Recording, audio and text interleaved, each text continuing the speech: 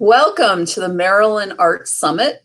This is the Structuring Your Public Art interview session. My name is Liesl Fenner, and I am the Public Art Program Director at the Maryland State Arts Council, and I'll be the co-facilitator for this session with Renee Piechocki.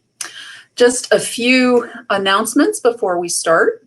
To navigate to other sessions occurring during this time, you just go up to the upper left-hand corner where it says Schedule 1 of 3, and a drop-down menu will show you all of the sessions available at this time. Feel free to interact with our presenter and myself, and you can chat with each other on the right-hand side of the screen in the chat box.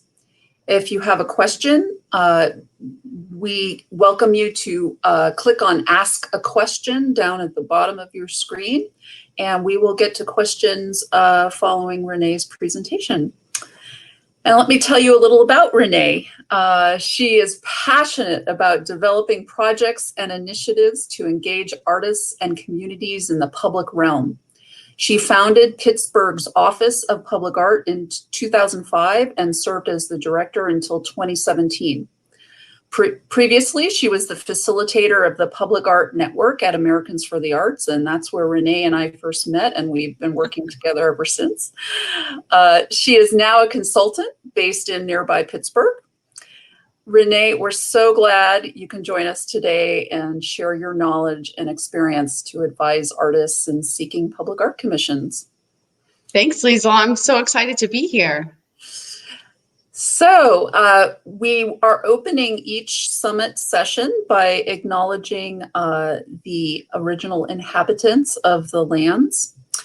Every community owes its existence and vitality to generations from around the world who contributed their energy to making the history that led to this moment. Some were brought here against their will, some were drawn to leave their distant homes in hope of a better life, and some have lived on this land for more generations than can be counted. We acknowledge we are standing on ancestral lands, and we honor the thousands of enslaved Africans whose lives were physically and spiritually stolen. We pay respect to their elders, past and present. All right, so let's navigate over to the PowerPoint, and I'm going to turn my video off, and it's all yours.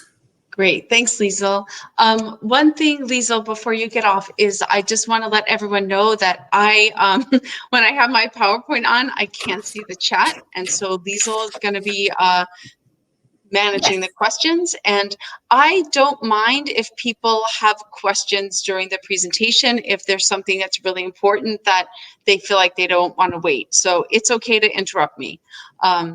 Great. Your choice, okay, Liesl. I'm happy to do that. All right. All right. All right. I'm going to PowerPoint up. Yeah.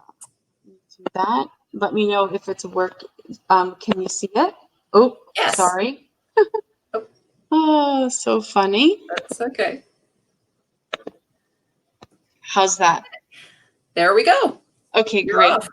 Okay, good. And I can't see you, so you have to talk to me if something gets really weird. You're good. Okay, good. So thank you, everybody, for coming to this session. As Liesl mentioned, I've worked in the field of public art for a long time, since 1994 as an artist, an administrator, a planner, an advocate, a colleague, and a consultant. And while I love all parts of this work, I have a particular love for artist selection. I hope that the next hour gives you valuable insight into the interview process, so you can go from being invited to the interviews to signing a commission contract. So here are the topics we're going to address today.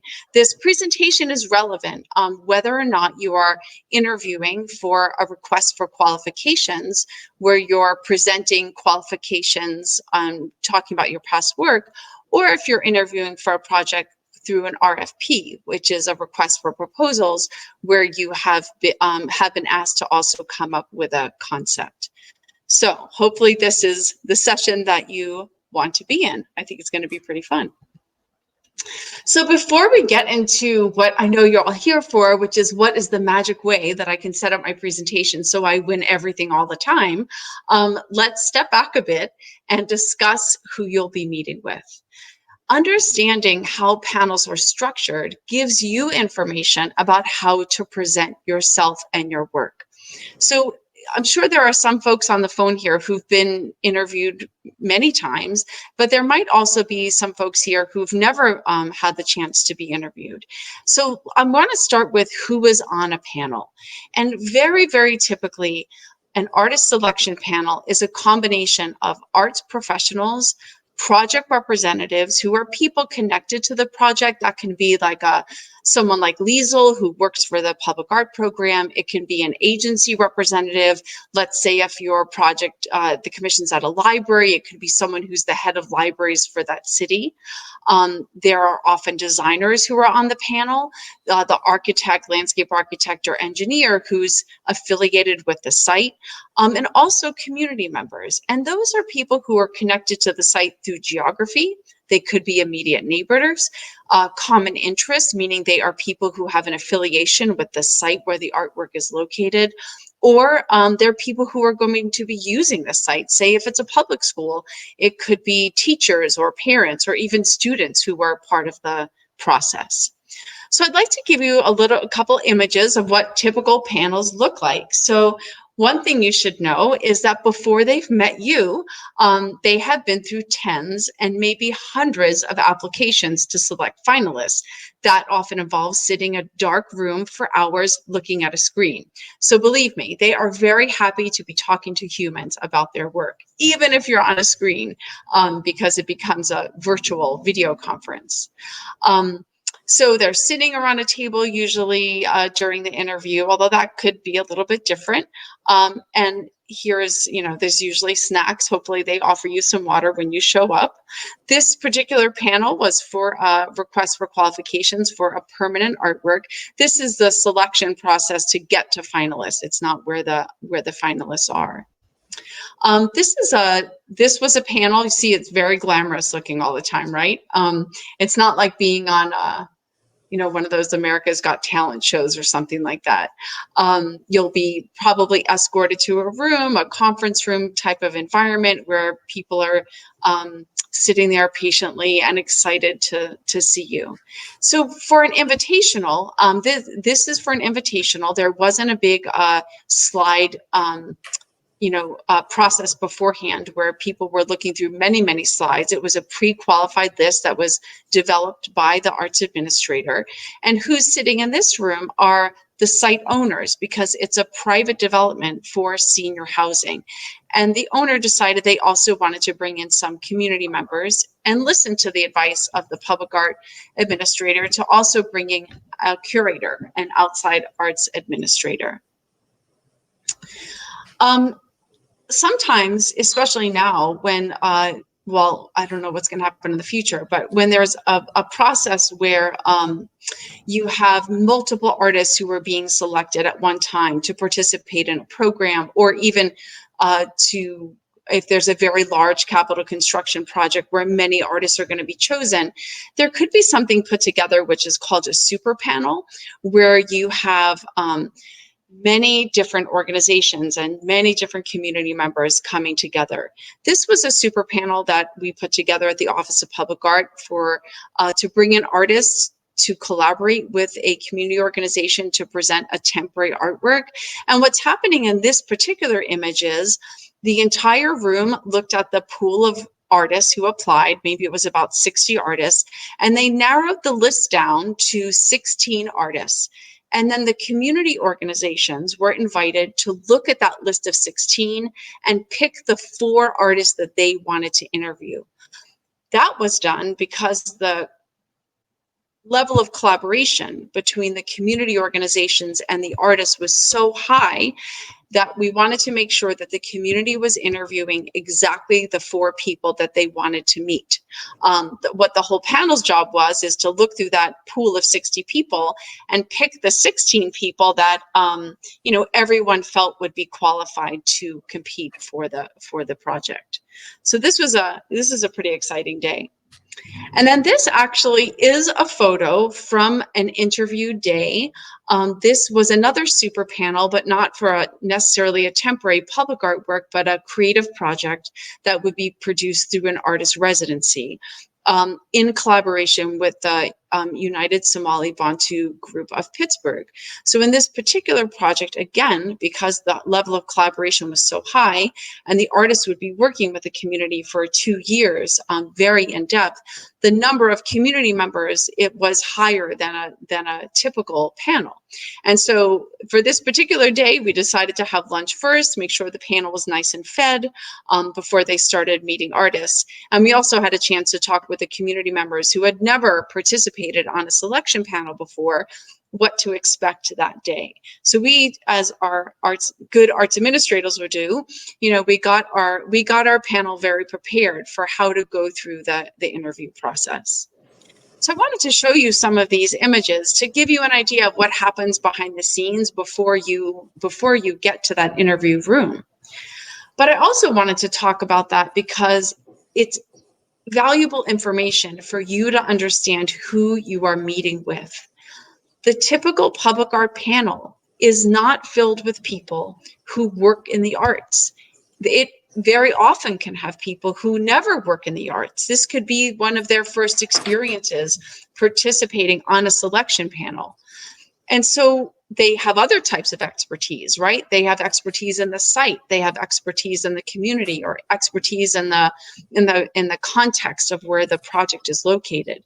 So what that means for you as an artist is that ideally what you want to do is to plan on speaking about your work in a way that's relevant to a non-arts audience. Very different than how you might take your portfolio in and speak to a curator at a museum or at a gallery. It's a different way of setting up the information about your work. The public art process, well, let me go to the next slide. So I want to talk a little bit now about why interview at all, right? Like, what is the purpose? If they've already gone through all of your images, and they've picked finalists, why don't they just look at your application and then go ahead and pick someone based on that?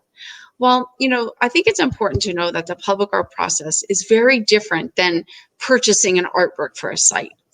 The panels are not shopping for objects. They're looking for collaborators. They're looking for the artists that they want to work with to help them articulate a vision for the site. So whether you're presenting qualifications or a concept, chemistry is very important to the interview process because it helps the panel decide who is the artist that is going to help them achieve their vision. So these questions on the left, is this the right artist for the project? Can this artist make something great for us at this place? Does this artist care about us and our community, our vision in this site? Those are the questions that are really running through the panel's mind when they're sitting down to meet with you. So hopefully that makes sense so far. Liesl, are there any questions that have popped up? We don't have any thus far, but okay, why don't great. you keep going? Okay, good. Just checking in. Okay, so Great. What happens, you send in your application, for a big RFP or RFQ, and there's a number of artists who get the golden ticket, right? They get an invitation to interview with the panel. And the invitation is going to tell you a lot. So it's important to read it carefully and also note the things that it's not telling you so you can follow up with questions. The letter is going to cover logistics such as the time and date and location of the interview. It should also tell you how much you'll be paid for travel if you're traveling to go meet with folks.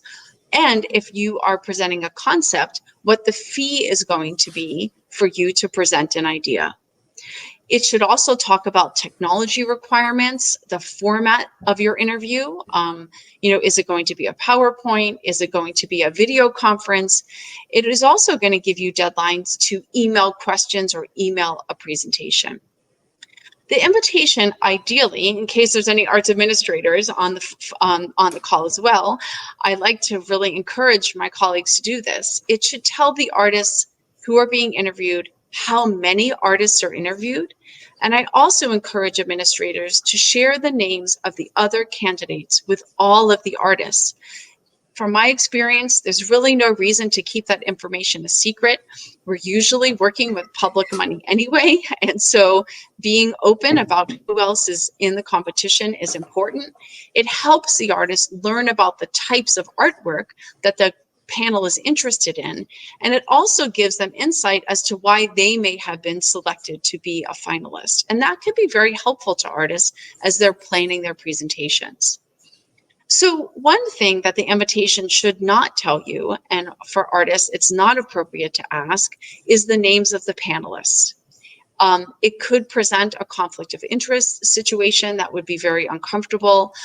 It could also, for artists who are, I don't know, not thinking ahead about the future of their careers, putting them in a position where maybe they're going to contact the finalists to say, hey, I know you're going to be looking at my work. Let me know if you have any questions ahead of time. Completely not appropriate. So don't do that.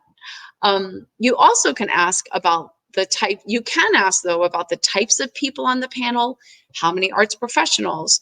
Are they, is it going to be a bunch of architects? Is there anyone from the community? Those are okay. It's just the specific people that is not appropriate, I think, to ask about or to share. I also encourage artists to ask how many people will be on the panel. I think it's good to get a mental picture of what the room is going to be like and how many people will be sitting there. It also will give you an idea of how many people there are going to be making a decision. And if you're bringing something to hand out to the panel, it helps you have enough so you can be very prepared. So talking about prepared, ideally, you don't go from getting that invitation to, just showing up and rehashing the presentation that you sent to apply to be a finalist. The preparation period between getting the interview and doing the interview is a really important time for you. You get to learn about the project through your own research, learn about the site, the people, and the commissioning entity. I really encourage artists to do as much homework as they can about the project so you can demonstrate genuine interest in the project and the project you're interviewing for and the people that you're interviewing with. The entity organizing the work may offer a site visit or site orientation, and if they do, I encourage you to participate. These days, those are virtual. I've just participated in 2 virtual site orientation for finalists.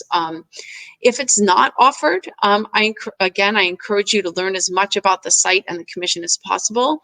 If you live nearby, going to the site. If you don't live nearby, spending extra time. One thing I like to do is to tune into like the local radio stations, like in the morning when I would normally be listening to my own, to hear about the issues that are going on in a community, reading the local paper, learning about the neighborhood where the project is, just gives you an idea of where the community is in this present time. If you have questions to ask them. Direct them to the person who was listed as sending the invitation, but be prepared for the questions and answers you ask to be shared with all of the finalists. When I'm in charge of a selection process and one artist asks me a question, I want to make sure that everybody is getting the same information at the same time because I want it to be fair and transparent. So I share all of the questions and the answers, although I don't say who asked the questions. If you need an accommodation during the preparation phase is when you ask for that. Maybe you need a translator or an interpreter. You want to ensure that there's access for a service animal, or if you need to have a place to sit down, or if you don't want to sit down, making sure that you can stand up, or the proper lighting that you're going to need to make sure that you can read your notes. Make all of these requests of the person who sent you the letter in advance so you are comfortable during your interview. So it's also a time, this is very obvious, and we'll get to this more in a second, of selecting your work samples, practicing your presentation, finalizing it, and then go ahead and uploading versions of your presentation before the interview, just to make sure that it's saved everywhere possible. I think one thing to know is that the committee already believes in you. They already think that you can do it, which is why they're bringing you in to talk to them. And the purpose of the interview for you is to help them figure out that you are going to be the best person for the job. And so it's also a chance for you to be interviewing the committee, to learn about the people that you'll be working with if you were offered and accept the commission. So let's talk a little, now that we know who we're talking to and what the expectations are and how to get ready, let's talk a little bit about how to structure your interview. And on a very meta high level, the interview structure is broken up into work samples, concepts, and conversation. And the concepts idea is relevant here, even if you are not presenting a specific concept for the site. There's a way to work in your thinking structure into the interview, so they understand how you as an artist do your job. So first we'll talk about work samples in an RFQ interview environment. I need a little just for my drink. Sorry, hold on. One thing that I think is very important in an interview is not to show every artwork you have ever made quickly and without background information.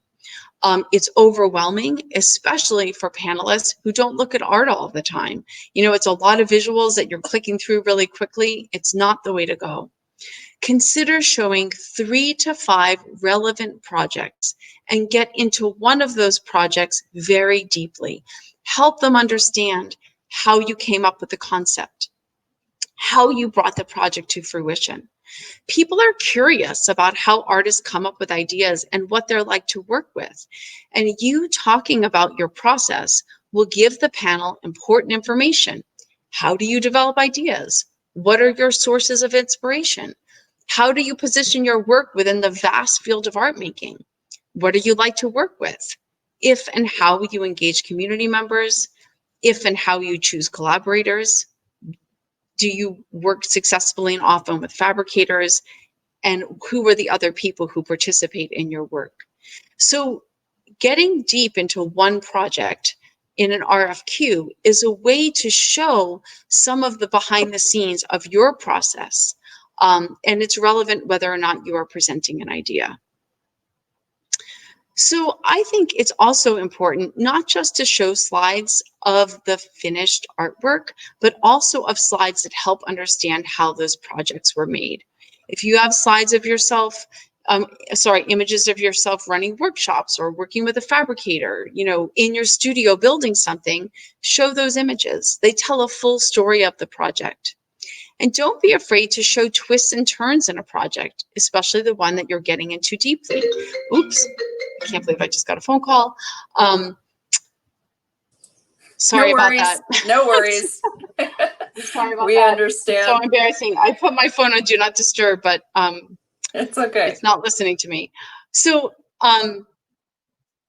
showing the twists and turns in a project shows how you solve problems. And as anyone who's worked in public art for any amount of time knows, there's always something that comes up in a project. You know, it doesn't have to be a big drastic issue. It can be a little bump in the road. And showing how you navigated that successfully is not a bad thing to share in an interview. So let's talk a second about RFPs. So I think it's important, unless you are told not to, and they only want to see your concept, also consider showing 2 to 3 relevant projects in addition to the concept. So this does a couple of things. And really this is for RFPs and RFQs. It reminds the panel of who you are, especially for people who are not the arts folks who are like, okay, all of these artists, how do I differentiate them? There's going to be something in your work that's like, oh yeah, this is the artist that sent in that work sample. That is going to help clue them into your practice. And it also helps put the concept that you're presenting in context of the rest of your work. And so when you are sharing the concept, I really recommend that you don't just do the big reveal of what the images are going to be, but share the process that you use to identify the concept and how you came up with the idea. And obviously, during this part of this interview, you're going to present visuals, a written narrative, material samples, and budget for the actual concept. So what are those visuals like? For a RFP environment, when you are bringing in a concept, you're going to have physical or computer drawings. You're going to have renderings at an appropriate scale that show the concept in the context of the site.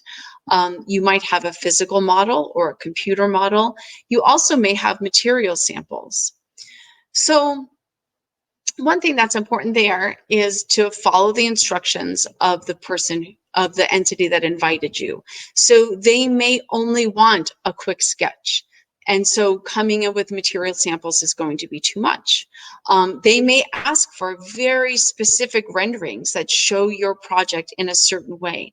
Follow those instructions.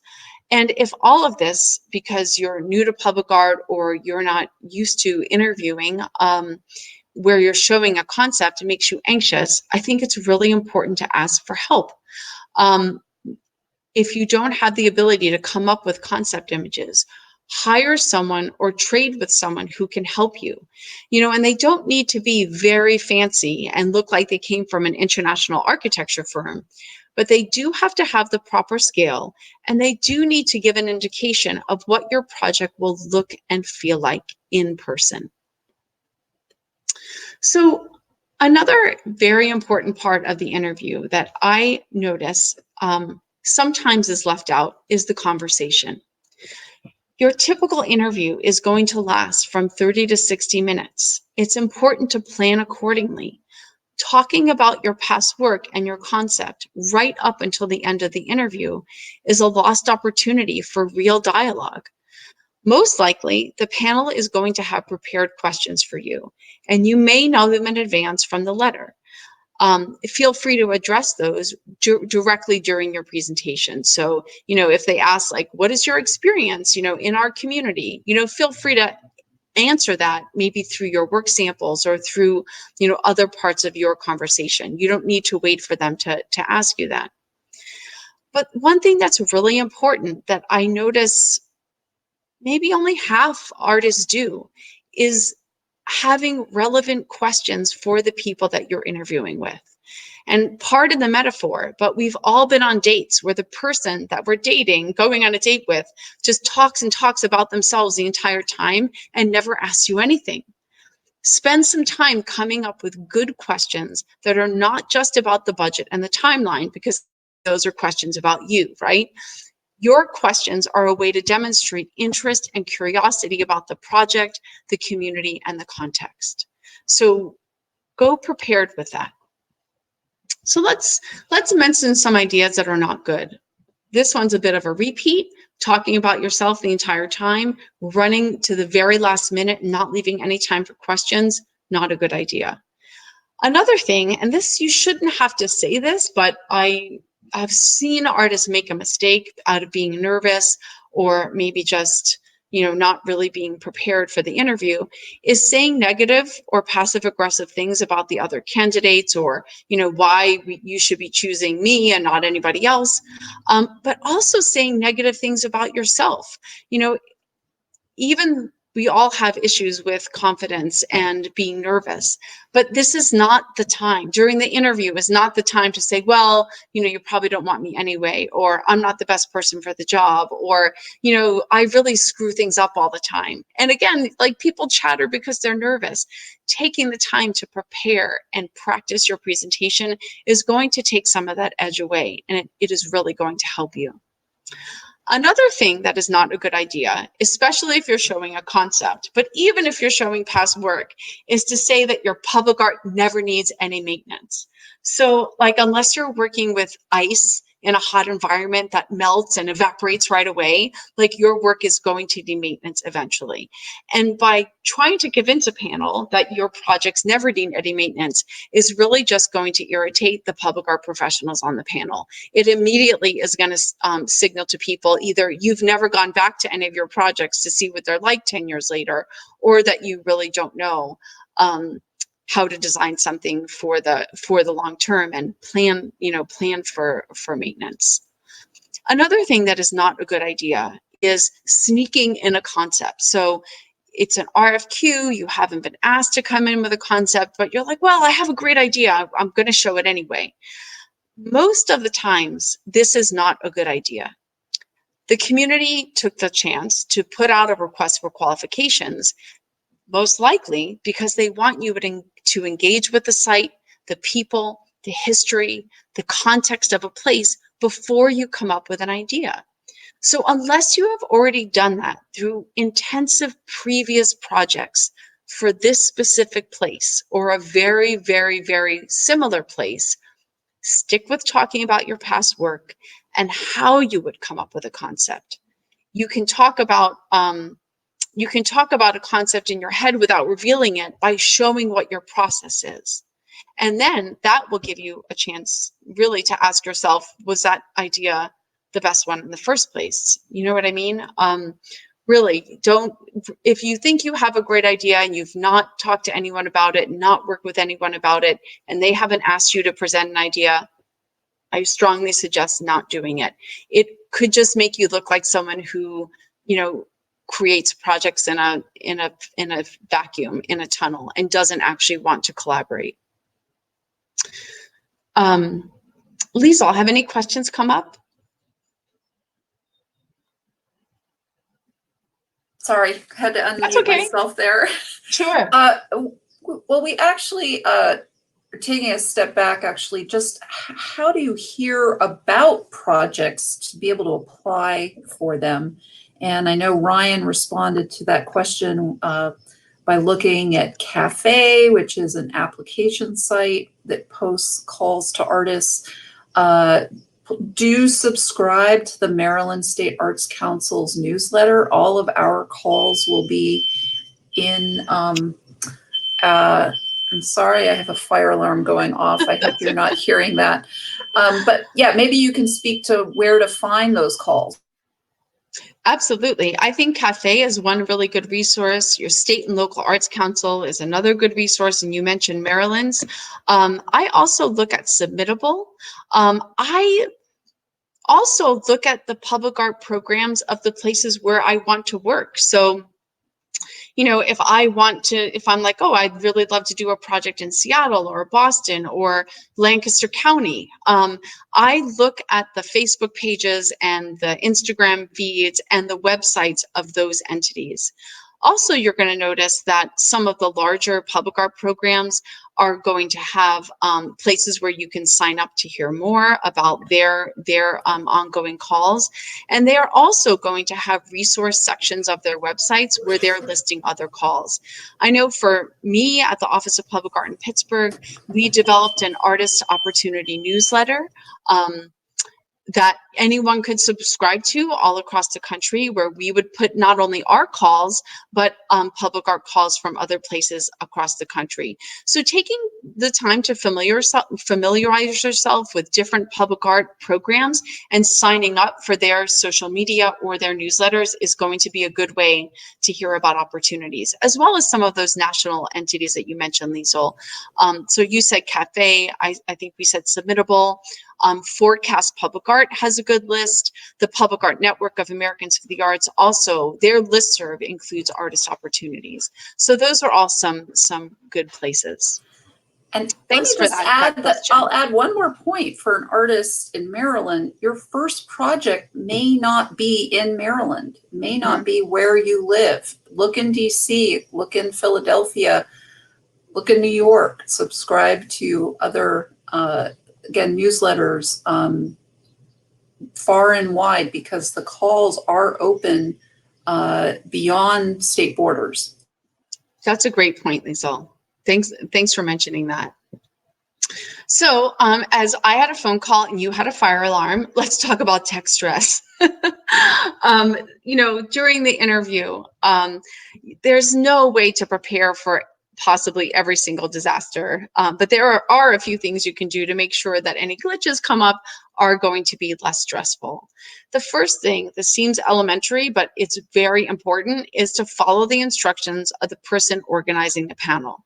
If they ask for a presentation in a certain way, do it that way. So if they're like, I want a PowerPoint, and I want it to be 50 slides, or if they're like, I want it to be on Google Slides, or however they're asking for it, just do it that way. There's a reason they're asking you for it that way. If you are really insistent and only work in a specific way, ask them if they are able to view the presentation in the format that you're presenting it in. And if they cannot, I suggest finding someone to help you make the presentation in the format that the panel is going to be using. Knowing the equipment and programs and preparing backups. We'll get into more details about those last two things.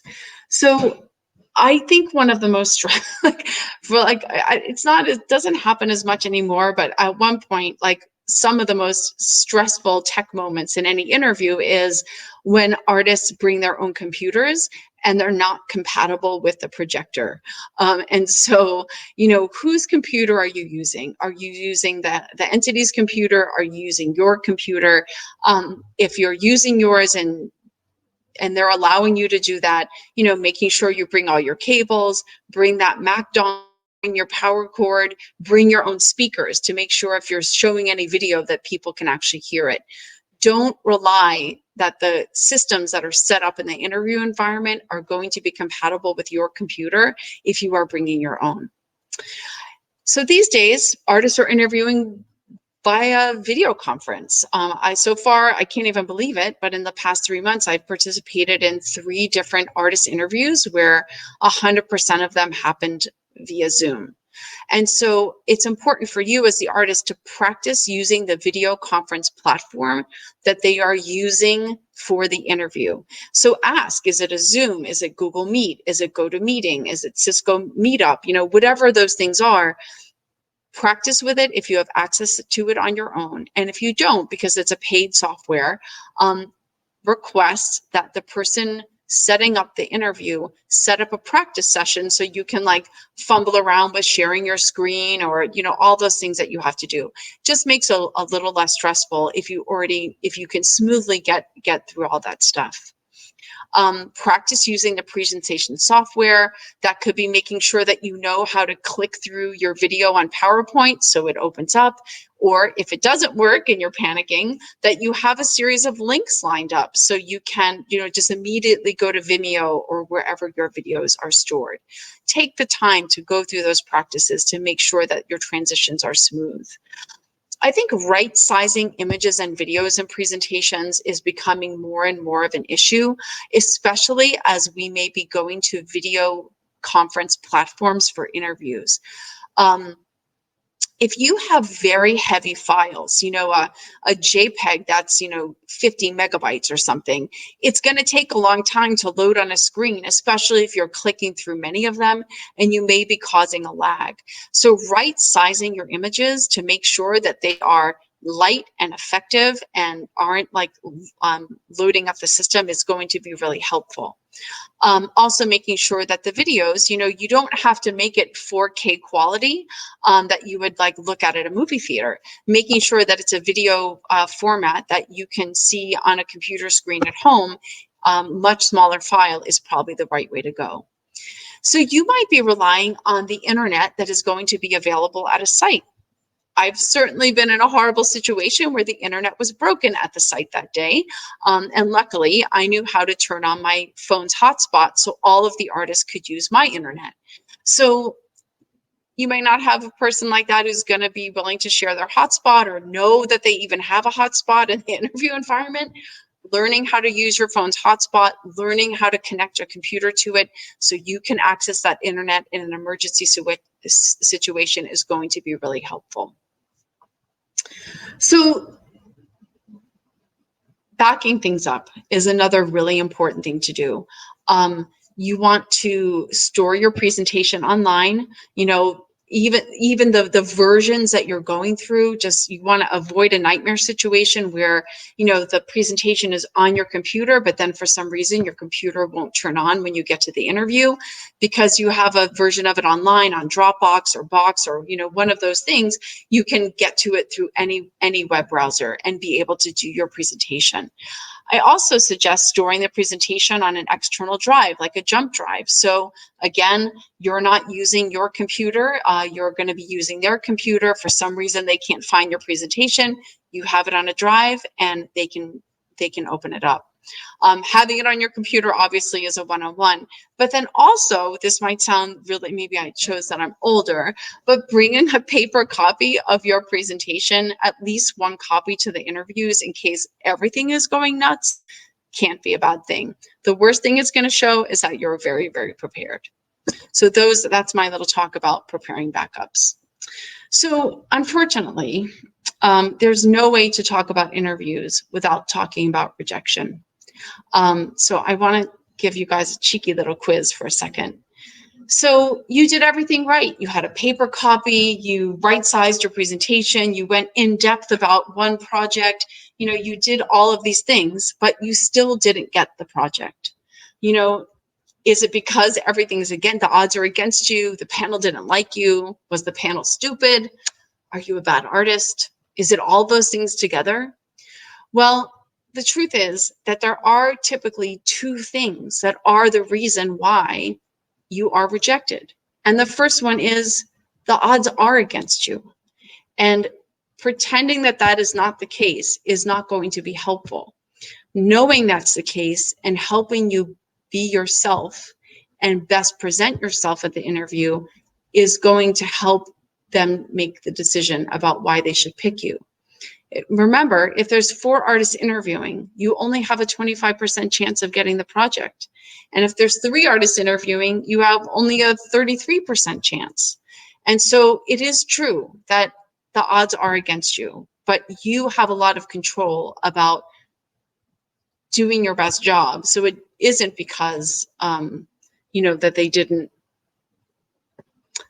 Anyway, we're going to get to this because the second thing is chemistry. It's not that they didn't like you. It's that they liked another artist more. It's not because they don't appreciate your work. They picked another artist because they felt, and it is about feeling, that the other artist demonstrated that they were a better fit for this project at a particular time. So it is about chemistry and feelings and data and the desire to work with someone for the length of a project. So the best thing you can do is to be yourself, help them understand you as clearly and articulately as you can, and help them understand that you have a genuine interest in the project. It is important to ask for feedback.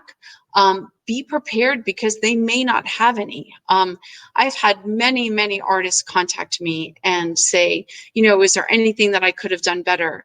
And the truth is, most times there isn't. I've had several conversations where I'm like, there's nothing you could have done. They absolutely loved you, but they didn't think that you were the right person. If they do have feedback, it's really important to listen. And I can think back on a couple times in my career as an administrator where I was able to give someone some hints on things that they were doing during an interview that were awkward, that weren't really showing the panel who they were, mostly because of nervousness. So a little story, I meant to go to this slide, and I think this project by Peter Wegner it really shows that it is a matter of preference. Like which of these blues is better, right? Falling water or waterfall. It gets down to these very personal reasons why a panel may pick one artist over another. And it has nothing to do with the fact that they didn't like you or appreciate your work. I think artists who are more, it's not that the pain never goes away. It's always sad to be rejected. But understanding that there was a strong chance you were not going to get it, but then also it's not about your work as an artist. It's just that this wasn't the right project at the time, according to the panel. So as I said before, I don't usually take photos during a panel because it's awkward and it makes artists very nervous, but I was able to sneak in a couple of photos of this panel. And I'm showing this as a way to talk about the fact that everybody gets rejected sometimes, even if they love you. And so this was a panel for a project in Pittsburgh. The panel was huge. There's about 20 people on the panel. And this is the artist that we were interviewing. We were interviewing Vito Acconci. And, you know, at the end of his interview, it's practically a standing ovation. They were enthralled, you know, absolutely enthralled. They were mesmerized by the projects and by his, you know, the way that he presented them. There was nothing technically wrong with the presentation. Everything was right. But this is what I wrote down in my notebook as the summary. You know, it was the head of public works actually who said this. You know, I feel like I met a real genius, but I can't vote for him on this one. And so it was nothing about the career of this artist or the work of this artist. They just didn't feel that this artist was the right person at the right time. And so even though it can be so painful to get rejected, I hope that you will all consider that and keep applying, because eventually you are going to get the commission. Can I interrupt here with a question? Yeah, absolutely. Because this is related to artists applying for their first project and the catch-22 of not having any completed public artwork in your portfolio. Mm-hmm.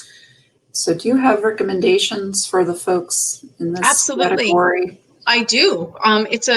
You know, first remember that if you've gotten that in, I think what you're talking about is like when you get to the interview phase, right, Rachel? So not Rachel, Liesl. So it's like, actually, I think even maybe getting to the semifinalist place of not having any work in your portfolio to even get to an interview.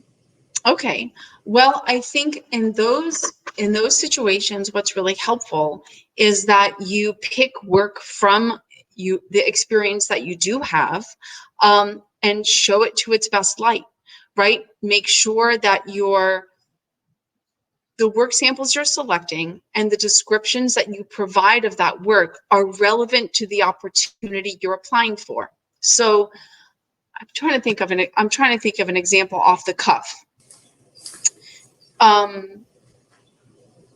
I'm thinking about painters who might have the capacity to go larger in scale. Okay. Do you mean to do like a mural project, or even to translate their right work? Oh, thanks, Lisa. Thanks for that hand of friendship right there. I appreciate that. You know, one thing that you can do one thing that you can definitely do is to do some concept sketches that are for imaginary projects. I mean, especially for something like a mural. So, you know, what would happen if you made a couple of Photoshop illustrations showing what your artwork looks like on a bigger scale? I mean, that's a very, very simple thing that you can do.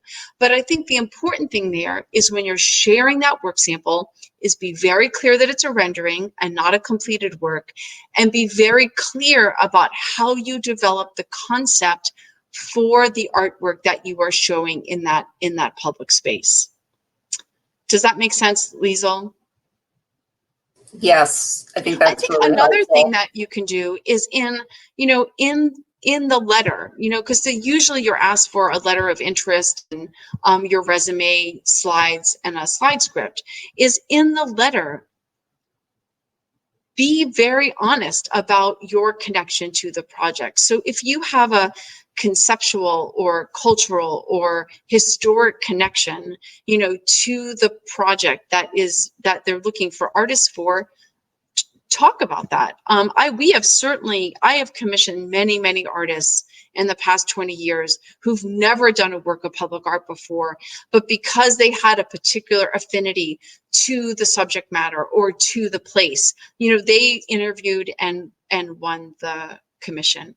I think another important thing though is RFPs sometimes are better to apply for than RFQs. You know, there's a big battle about those. Is it bad to ask artists to do work for free? Yes. But then if you want to get more projects, how do you do it if you're never asked to work? So if you decide in your own studio to take on a request for proposals, you know, do your best job with that. Send in send in a project that, really responds to the call, and then you can use that as a work sample in future applications. There's nothing wrong with showing renderings of uncommissioned work as work samples. I was going to say something else and I forgot. So if I think of it, I will come back. But you know what, that kind of, what you just mentioned there, Lisa, kind of also gets to my last slide here, which is about myths and half-truths, because, some of the things I hear artists say are things that are on this slide. So they didn't pick me because I was a local artist, or they didn't pick me because I'm not a local artist. And the truth is, if you're interviewing, they know where you live. You filled out an application, and it, 9.99 times out of 10, if where you live is not what is ultimately relevant to the panel, it's what they think you could do. And I've actually been in situations where, a local agency leader will say, oh, that community, they're going to want a local artist. And then the community doesn't, they want to pick a different artist who doesn't live in the community. And however community is defined, sometimes it's the 30-foot radius around a site. They want to work with another artist because they feel like, wow, that person's really exciting, or I love their work, or I feel like they really understand us. So geography, isn't usually a factor. Some people think they weren't picked because the panel didn't understand their work. Now that's kind of a half-truth, because sometimes that is true. But I will ask you whose fault that is. Did you present the work to an audience who's not familiar with you or necessarily the visual arts in a way that is accessible? And so really thinking about how you present your work, the language that you use, the types of work samples that you show can help build understanding. Another myth that people say is, all right, I have to show every single project I've ever made so they understand that I can do anything. And more often than not, that backfires, because I think what a panel thinks is that you can't edit, right? And you'll do anything, you're not really interested in them. You don't really work specifically to a site, you're not really thinking about them. So really editing your work samples and showing specific things that you think are relevant are going to tell a better story. And then the last thing is about the physical environment. Oh, I didn't get it because I had to read from my notes, or, I couldn't stand up during the interview like I wanted to. I couldn't sit down during the interview like I wanted to. And so talking about accommodations if you need them, but then also setting up the environment so you are at ease during the interview is something that you should feel that you have the agency to do. It's your 30 minutes, it's your 60 minutes. They have to work for you also, so you can feel relaxed. So that's actually my last slide. We only have 8 minutes left, but I'd love to answer more questions if people have them. This is a good follow-up, I think. Is there a good way to send videos of art, like kinetic work, if the RFQ or RFP has only asked for images? Is just providing a video link? Should you reach out to the administrator and ask if you could submit video? That's a great question. I'm going to stop sharing so I can see you, Liesl. I hope that's okay. That's a good question. I think more and more programs are accepting video links, but there are certainly some that are not. And so what I like to tell artists to do in that situation is send a video still or a still image of the artwork, but send the video link in the project description. So normally you send an image and a description of what you're looking at. And so putting the link to YouTube or Vimeo or your website where the video is hosted could be a way of sharing that extra information, but don't expect that they're going to go to it. So following the instructions of how the call is written is really key. And if they're like, yeah, we accept video, but we only want a minute, and your video is 10 minutes, and the best part of the video is 9 minutes in, just send them the 1 minute from the 9 minutes. There's too many artworks and individual work samples to look at to assume that a panel is going to spend, 10 minutes looking at your video when they only wanted 1 minute.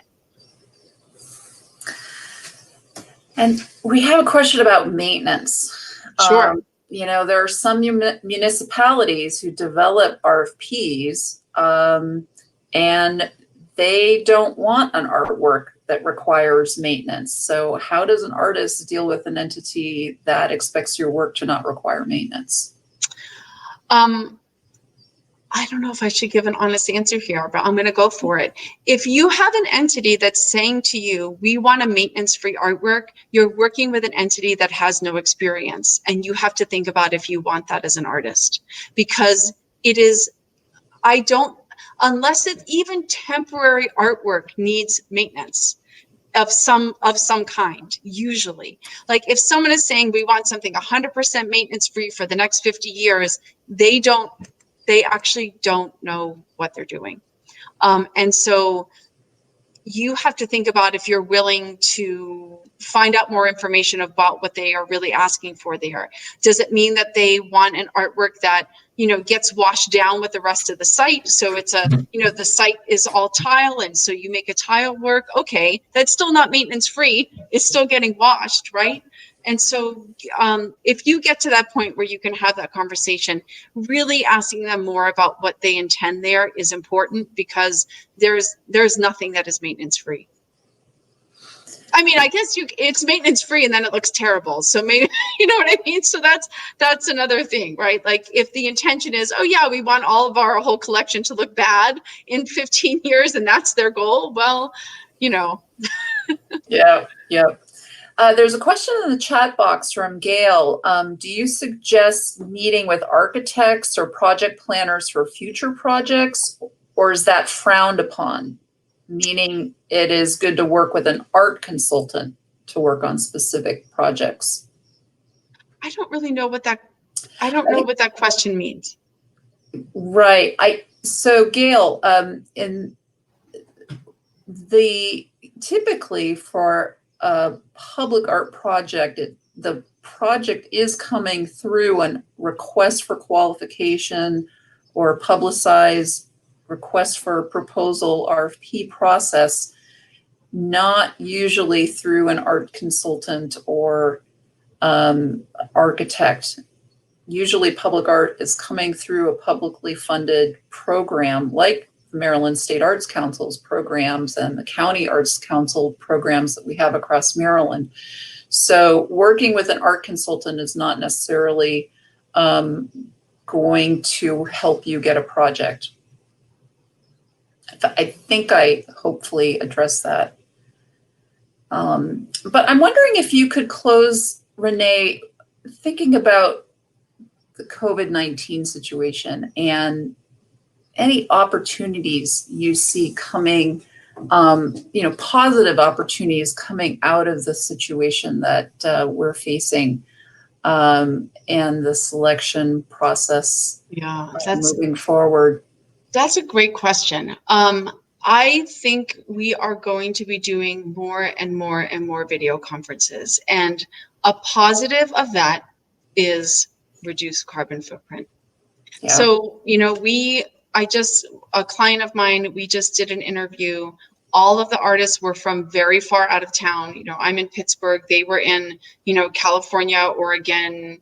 They all would have had to fly.